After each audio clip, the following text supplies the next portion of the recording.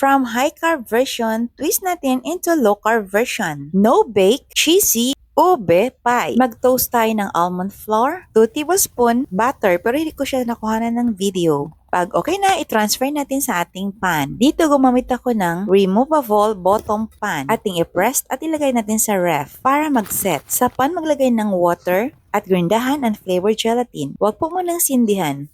Sa isa pang kaldero, maglagay tayo ng 3 eggs plus 1 whole egg, monk fruit sweetener, at 1 box all-purpose cream, ube flavor, at muli natin itong i-mix. Sasalahin ko po ito ng 2 beses at balikan natin ang ating gelatin. Nag-add ako ng water at saka natin i-on ang ating gas stove.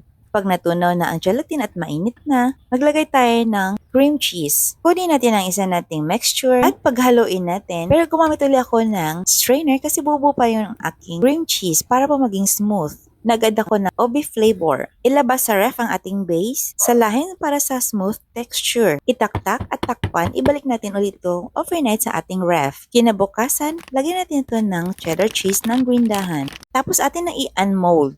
At ito na ang ating cheesy ube pie. Thank you for watching. Follow for more. God bless you po.